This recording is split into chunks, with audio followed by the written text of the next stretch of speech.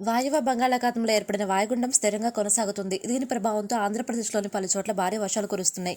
ఈ వాయుగుండం రాగల 12 గంటల క్రమంగా బలహీనపడి ఒడిశా, ఛత్తీస్గఢ్ మధ్య తీరాన్ని దాటుతుందని అమరావతి వాతావరణ కేంద్రం తెలిపింది.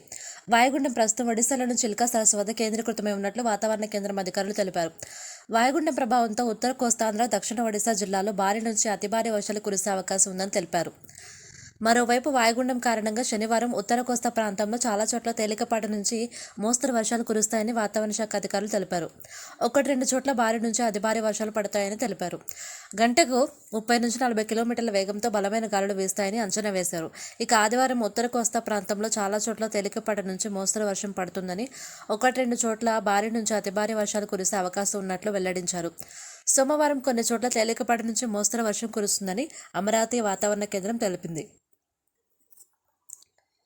దక్షిణ కోస్తాలో అనేక చోట్ల శనివారం తేలికపాటి నుంచి మోస్తరు వర్షం కురుస్తుందన్న అమరావతి వాతావరణ కేంద్రం ఆదివారం పరిస్థితి కొంచెం మెరుగుపడుతుందని చెప్పింది. ఆదివారం కొన్ని చోట్ల తేలికపాటి నుంచి ఉరుములతో కూడిన జల్లులు కురిసే అవకాశం ఉందని వాతావరణ శాఖ అంచనా వేసింది. అలాగే 1-2 చోట్ల ఉరుములతో కూడిన వర్షం స్తంభించే అవకాశం ఉందని అంచనా వేసింది. సోమవారం కూడా కొన్ని ప్రాంతాల్లో తేలికపాటి నుంచి మోస్తరు వర్షాలు కురిసే అవకాశం ఉందని అంచనా వేసింది. రాయలసీమ విషయానికి వస్తే శనివారం అనేక చోట్ల తేలికపాటి నుంచి మోస్తరు వర్షాలు కురుస్తాయని వాతావరణ కేంద్రం తెలిపింది. 1-2 చోట్ల భారీ వర్షాలు కురుస్తాయని అంచనా వేసింది.